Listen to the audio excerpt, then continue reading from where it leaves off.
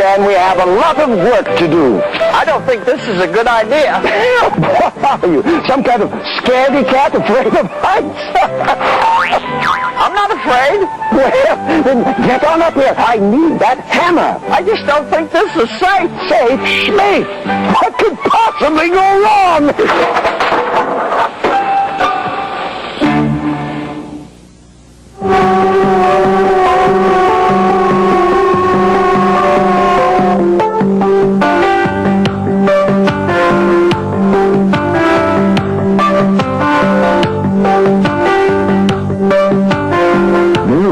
Different kinds of scaffolds, but they all have the same purpose: to provide a safe, elevated work platform for its users.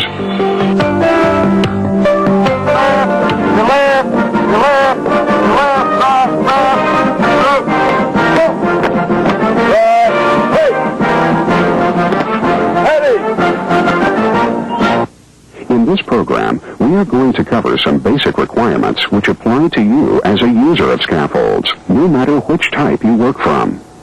But to help you understand the requirements, we need to first distinguish among the different types of scaffolds. Scaffolds generally fall into one of two classes: supported scaffolds and suspension scaffolds. Supported scaffolds include metal tube and coupler scaffolds, wood pole scaffolds, prefabricated metal frame scaffolds, which usually have wheels or casters so they can be moved from place to place, and more simple pump jack and ladder jack scaffolds. Suspension scaffolds are suspended by fiber or wire ropes from an overhead structure. They can have one rope, like a bosun's chair or work cage, or have two or more ropes, like scaffolds used for exterior building maintenance. To help assure the safety of workers on scaffolds, detailed standards and regulations for their design and use have been developed by various organizations. It is very important that these regulations and standards are closely followed. In this program, we're going to focus on the safety requirements which apply no matter what type of scaffold you use. This includes who can design and build a scaffold, things you should look for before getting on a scaffold, fall protection requirements, and some general safety procedures about working from scaffolds. However, it is also critical that you have additional training on the specific type of scaffold you work on. This training should cover procedures for proper use, maximum intended load, handling materials on the scaffold, and recognizing potential hazards. And if you are involved in erecting, disassembling, moving, operating, repairing, maintaining, or inspecting a scaffold, further training is also required. Okay, let's start at the beginning. The first thing that any scaffold user has to be concerned about is how the scaffold is designed and constructed. A high percentage of scaffold-related deaths and serious injuries occur when scaffolds or their components fail.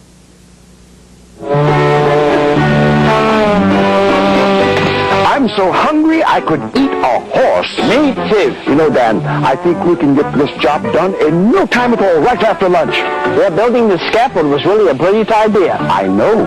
That's why I do the thinking. It must have taken a lot of training to build a scaffold like that. Oh, no training at all. It just comes naturally.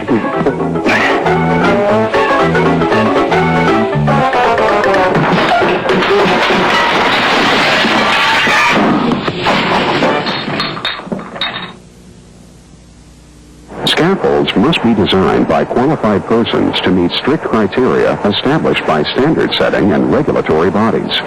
The basic design requirement is that scaffolds be able to support their own weight and at least 4 times the maximum intended load. Additionally, the ropes and connecting hardware on suspended scaffolds must be capable of supporting at least 6 times the maximum intended load. The specific requirements for designing scaffolds are more complex. They include size and spacing requirements for vertical, horizontal, and diagonal members depending on the scaffold height and weight to be supported. The bottom line is clear. Don't design a scaffold unless you are qualified to do so. And this includes adding to the scaffold's working height. You are not permitted to do so unless you are qualified.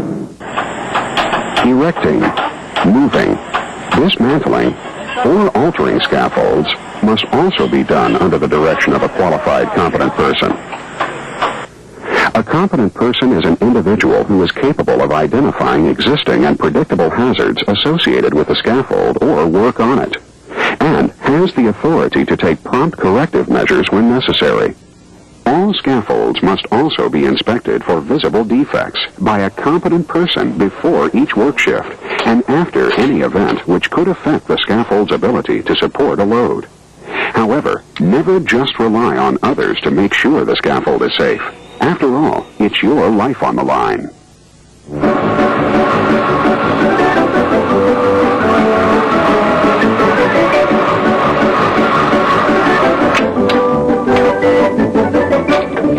I think we need to be a little bit lower. Oh, I know that.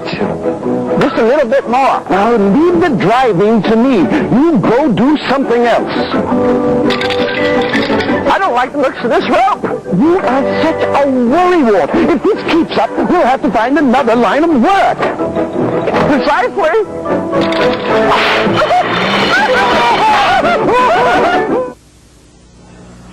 Scaffolds should be continually checked for defects.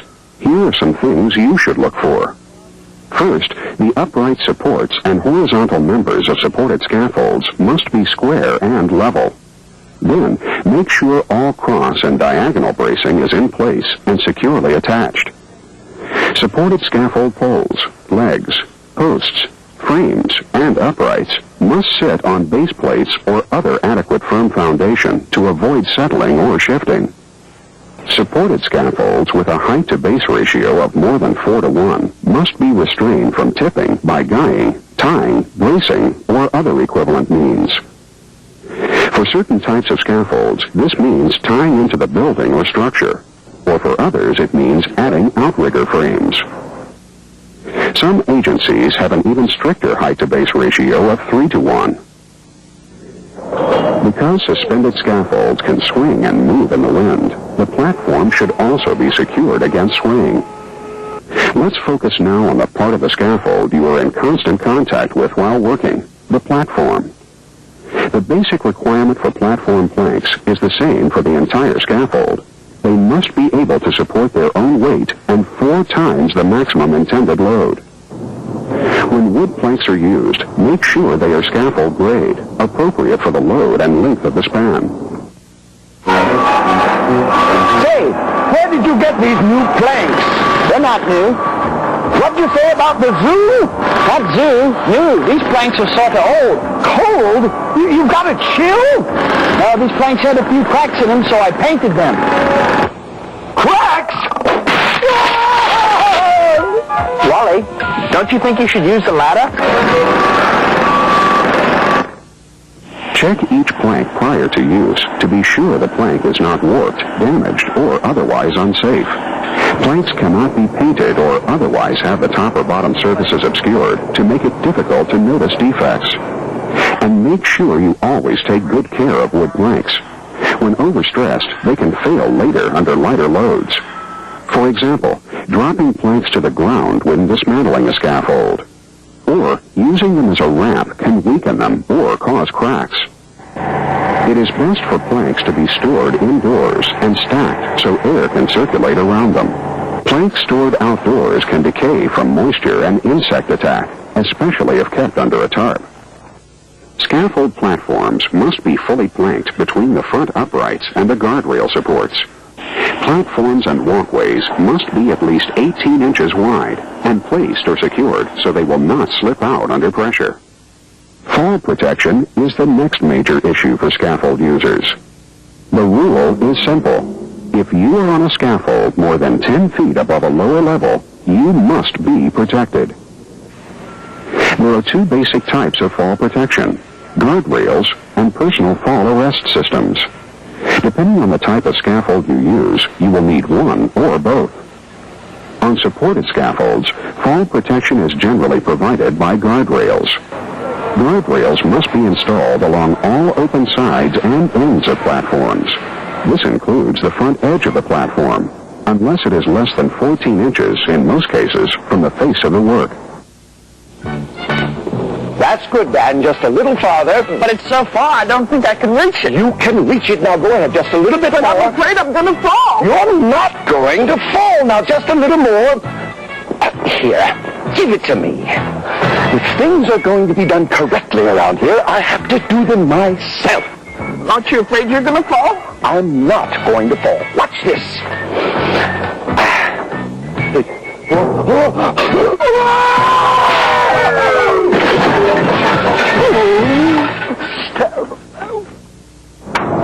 Guardrails must be substantial.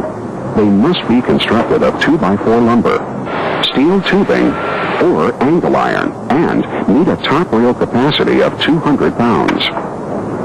Guardrails must be positioned at a height of approximately 42 inches above the platform.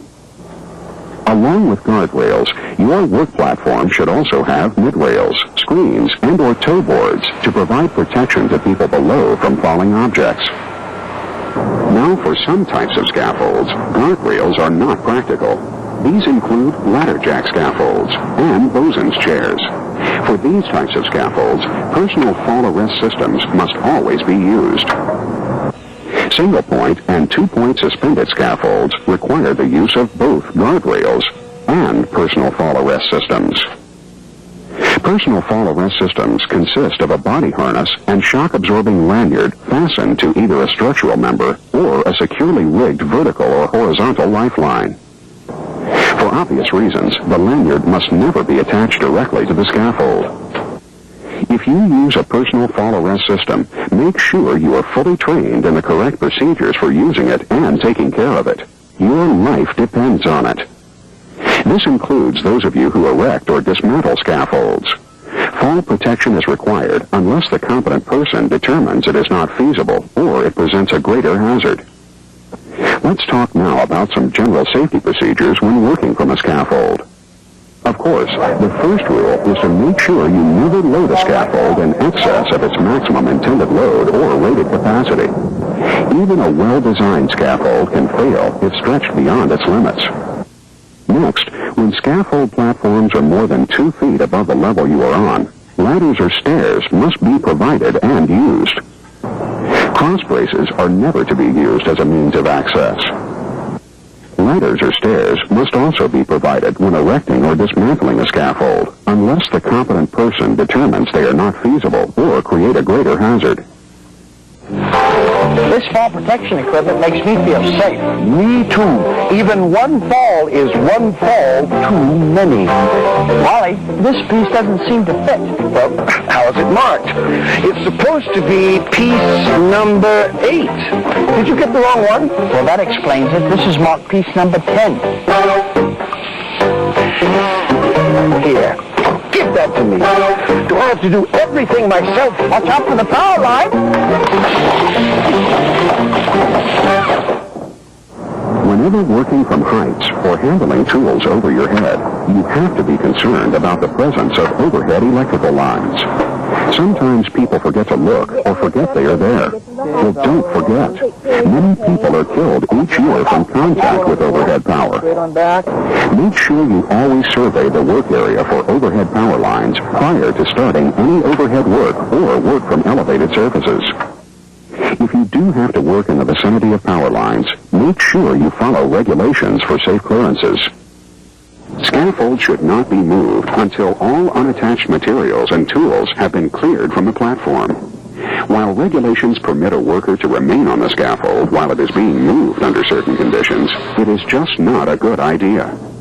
Before rolling the scaffold, make sure you have sufficient help and you survey the area for any holes or obstacles, changes in grade, and overhead obstructions. When acids or other corrosive substances are used from a scaffold, ropes must be shielded, treated, or be made of a material that will not be damaged if it comes into contact with the substance being used. Similarly, when heat-producing processes like welding, burning, riveting, or open flame work are conducted on a scaffold, suspension ropes must be shielded. If you arc weld from a metallic suspended scaffold, there are specific insulation and grounding safeguards required. If you do this kind of work, make sure you know the requirements. Work should not be conducted from a scaffold during storms or high winds unless a competent person has determined that it is safe for employees to be on the scaffold and the employees are protected by a personal fall arrest system or windscreens. You should also never work on scaffolds covered with snow, ice, or other slippery materials except as necessary for removal of such materials. Is it here? Of course it's here, somewhere. I thought I told you to take everything we need today and put it up here. I did. Well, don't just stand there. Do something to help me. Wally, is it break time? Don't be silly. We just took a break. Then why is Charlie taking a nap?